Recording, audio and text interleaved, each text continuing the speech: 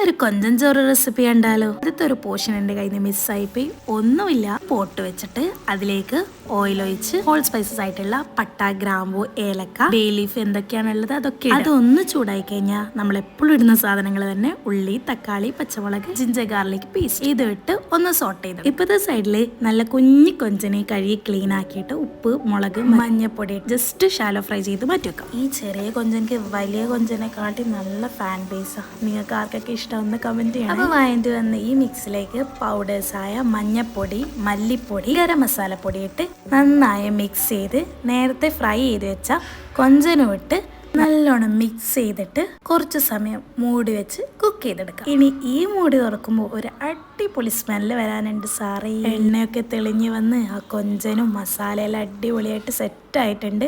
Rice കുക്കാവാനുള്ള വെള്ളം അത് നമ്മൾ മെഷർ ചെയ്ത് വെച്ചിട്ടുണ്ട്. അത് ഇതിലേക്ക് അത് പ്രത്യേകം പറയണ്ടല്ലോ. ഒരു കപ്പ് റൈസിന് 1.5 കപ്പ് വെള്ളം. ഇനി നമുക്ക് ആവശ്യമായിട്ടുള്ള ഉപ്പും 1 സ്പൂൺ ഗീയും ഇട്ടുകൊടുക്കാം. ഇനി ഇത് മൂടി വെച്ച് ഈ വെള്ളം നന്നായി കുക്ക് ചെയ്ത് വരണം.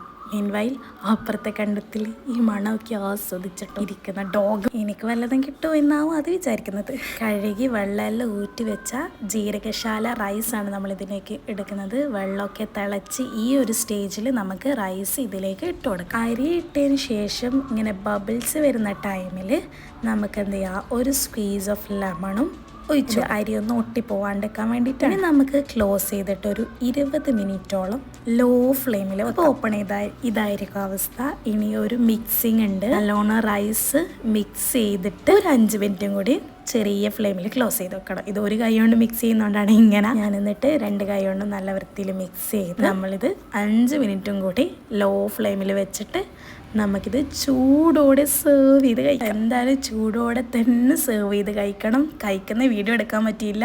അടിപൊളി ടേസ്റ്റാണ്. എന്തായാലും ഉണ്ടാക്കി വെക്കിട്ട് ഫീഡ്ബാക്ക് പറയും.